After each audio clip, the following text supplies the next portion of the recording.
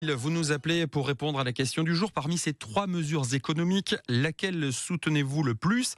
Est-ce que c'est la baisse de la TVA sur les carburants, le SMIC à 1600 € ou l'absence de hausse des impôts? Guillaume, le résultat? Alors vous êtes un peu plus de 200 maintenant à avoir voté, et ça y est, il y a une tendance quand même qui est assez nette, parce que tout à l'heure, ça se jouait entre la baisse de la TVA sur les carburants et une non-augmentation des impôts. Cette fois-ci, c'est vraiment la baisse de la TVA qui l'emporte, donc avec 43% donc de vos voix, suivi de pas de hausse des impôts telle que le dit la majorité sortante et la liste Ensemble pour la République, qui représente la majorité présidentielle, 39% donc pour pas de hausse des impôts, et un petit 18%, un tout petit 18% pour le SMIC à 1600 €. Il vous reste encore une dizaine de minutes pour voter. Puis surtout, maintenant, on attend évidemment, comme tous les matins, vos appels au standard. 04 67 58 6000. Et c'est la dernière fois que vous pourrez vous exprimer de la saison ce matin. Donc, Absolument. allez-y, profitez-en. On passe au programme d'été la semaine prochaine. Notre invité, Christian Poujol, président de la Chambre des métiers et de l'artisanat de l'Hérault. Bonjour Christian Poujol.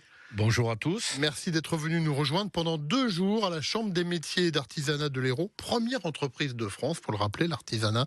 Vous avez reçu les représentants de chacun des 3 grands mouvements, on va dire. Alors plusieurs représentants pour chacun de ces mouvements, on va détailler un petit peu. Pour les écouter, pour les entendre, pour les auditionner d'une certaine manière sur leur programme économique et je dirais les conséquences que certaines des mesures qu'ils présentent pourraient avoir pour les petites et moyennes entreprises. Dans tous les groupes que nous avons reçus, il y a de bonnes mesures et il y a de mauvaises mesures. Dans tous les groupes, nous, ce que nous voulons, l'artisanat, c'est la première entreprise de France, oui. Vous l'avez dit. On va rappeler les chiffres pour l'Hérault. Hein. Oui. Plus de 50 000 entreprises en Hérault, ce qui représente 140 000 actifs. Ce qui n'est pas rien. Exactement. Et on nous écoute pas. Et là, on a besoin, et merci à France Bleu de nous avoir reçus, de m'avoir reçu pour pouvoir faire passer ce message. Alors comment ça s'est passé? Pendant 2 jours, ils sont venus les uns après les autres, c'est ça? Ils sont venus par groupe. J'ai essayé qu'ils se croisent pas. Je voulais pas à la guerre. Non, c'était pas le but. C'était pas le but. Le but, c'était de trouver, même s'il y a des groupes qui se sont un peu chauffés entre eux. Hein. Ouais. Donc, pas de nom. C'est dommage. Oui, mais non. Vous l'aurez pas. Et il fallait que ce soit distinct. On a laissé une place horaire entre les deux, chaque fois 3 quarts d'heure, 1 heure, pour pas qu'ils se croisent. Alors pour le nouveau Front Populaire, par exemple, vous avez reçu Sébastien Rome, député sortant LFI, accompagné de Jean-Louis Roumégas, l'écologiste, et de Fanny Dombrecoste, qui est également candidate, la première adjointe de Montpellier. Ils sont venus à 3. Pour la majorité sortante, alors les 3 députés sortants macronistes, Patricia Miralles, Patrick Vignal et Laurence Cristol, et pour l'alliance du Rassemblement National et des ciotistes, comme on les appelle, vous avez reçu Manon Bouquin et Charles Aloncle. Vous aviez préparé une série de questions, si j'ai bien compris. Oui, j'avais préparé une dizaine de questions sur l'économie, savoir la TVA, qu'est-ce qu'ils comptaient faire sur l'avancement, qu'est-ce qu'ils comptaient faire sur le SMIC, mais ça, vous l'avez posé la question, donc je n'ai plus à y répondre.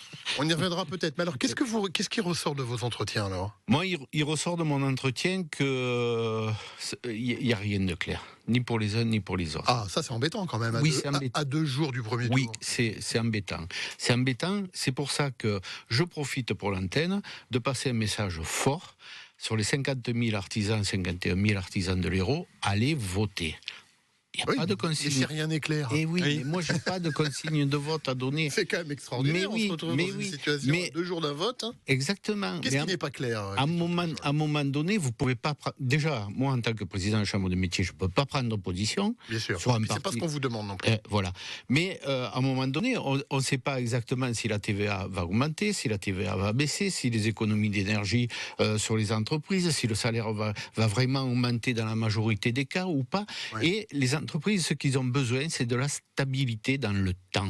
Ouais. Ils ont besoin d'une vision. Quand on est chef d'entreprise, on n'est pas là pour dire dans 5 ans, quand il y aura les élections, je ferme et je rouvre une autre entreprise. Aucun de ces 3 mouvements n'a cette vision économique, dites-vous donc ce matin, quand vous dites que c'est pas clair. Pour moi, aucun de ces 3 mouvements, sont vraiment pas clairs. Ils sont en contradiction, évidemment, les uns avec les autres. Et ça, c'est normal. Oui. Oui, mais la vie, c'est pas tout à fait ça quand même.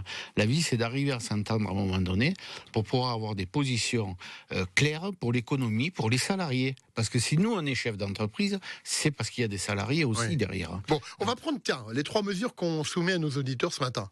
Oui. Indépendamment de toute considération politique, tout le monde saura très bien à qui on fait allusion, mais peu importe. On a retenu ces 3-là. Par exemple, quand on dit qu'il faut baisser la TVA sur les carburants, est-ce que ça, c'est une bonne décision, si elle se met en place, pour le monde de l'entreprise, et notamment des petites et moyennes entreprises? Oui. Et là-dessus, on va avoir un autre problème qui va se greffer, parce qu'on va nous dire, oui, mais vous prenez pas des voitures électriques parce que le carburant est pas assez cher. Alors, les voitures électriques, moi, je veux bien, sauf que pour les artisans, ça ne fonctionne pas. Il n'y a pas sur le marché suffisamment de modèles qui correspondent à l'économie de l'artisanat. D'accord, mais bon, donc cette baisse sur le prix des carburants, forcément, ça a un impact sur le coût du travail pour une petite entreprise ou pour un artisan. Et donc, de ce fait, ça vous rendra le coût pour vous, qui êtes acheteur, qui êtes commandeur de faire des travaux chez vous, eh bien, vous aurez un impact qui sera... Ça, vous y souscrivez? Ça, je soutiens. Alors, je connais déjà votre réponse. Le SMIC à 1600. Alors, le SMIC à 1600. Le SMIC à 1600 euros. Pourquoi pas? Ah tiens, je ne m'attendais pas à ça. Oui, mais vous allez voir. Alors, dites-moi. Pourquoi pas? À condition qu'il y ait des charges qui se baissent à côté. Parce que si on ne baisse pas les charges, on n'y arrivera pas. On va licencier. Et j'ai beaucoup de chefs d'entreprise qui m'ont appelé et qui m'ont dit, attention, si on soutient cette mesure, on n'y arrivera pas. Oui, alors c'est ce que proposent certains candidats, la baisse des charges.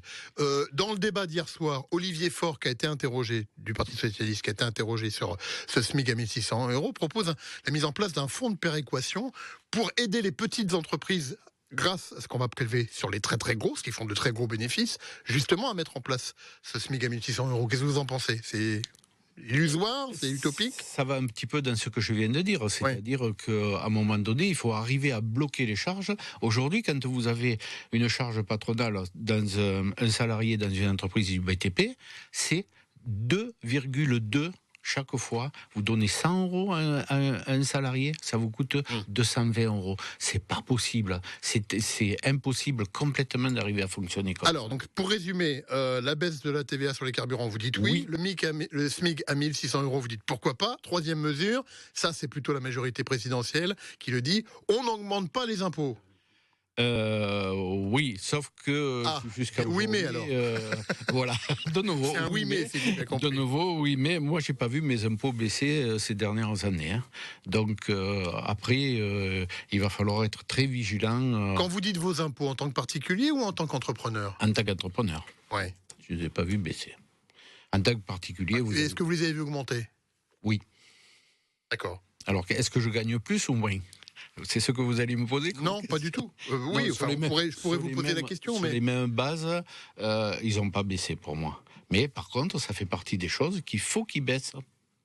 04 67 58 6000, où il vous reste une petite minute pour répondre à cette question. Parmi ces 3 mesures économiques, laquelle soutenez-vous le plus? La baisse de la TVA sur les carburants, le SMIC à 1600 euros, ou l'absence de hausse des impôts? Notre invité Christian Poujol, président de la Chambre des métiers et de l'artisanat de l'Hérault. Alors on a bien compris qu'au terme de ces 48 heures donc, de rencontres et d'auditions avec les représentants des principales listes, personne ne vous a véritablement convaincu. Christian Poujol, vous vouliez aussi profiter de cette rencontre pour mettre en avant, vos priorités et vos propositions. Oui. Et faire passer un message. Oui. Alors on n'a pas le temps de les détailler. Mais... Bon, non, mon message principal, c'est, mes collègues artisans, allez voter, s'il vous plaît, allez voter. D'accord, mais le message que vous avez voulu faire passer auprès de ces 3-là? Auprès de ces 3-là, c'est le message de dire attention, l'économie, ça va mal. La TVA nous coûte cher. Je l'avais dit à Bruno Le Maire quand il était venu à Fabrègues, je crois que c'est. Oui. À la boulangerie. Boulangerie de Fabrègues. Voilà, boulangerie. Non, mais une boulangerie qui était un petit peu avec de l'aide, des personnes qui avaient besoin de travailler, tout ça. Mais vous faites 10 propositions pour l'artisanat. Rapidement, Christian Poujol, s'il y en avait une ou deux à retenir, et j'imagine que c'est vous l'avez dit. Une des grosses, c'est la TVA réduite pour l'artisanat. Ouais. Mais la TVA sur quoi? Sur les carburants ou sur... Et aussi sur le bâtiment, sur le pain demain matin. Si le carburant augmente, demain matin, votre baguette, elle va coûter 10 euros. Donc il faut faire attention aussi. Parce que les boulangers aujourd'hui, ce sont quand même les plus pénalisés, ou un des plus pénalisés, on va dire, de l'économie à l'heure actuelle. Ils en ont beaucoup parlé, des boulangers, dans les débats cette semaine. Avec le prix de l'énergie, c'est ça? Et avec l'augmentation du prix de l'énergie, parce que ça va plus, quoi. Après, si on augmente les salaires, moi je veux bien.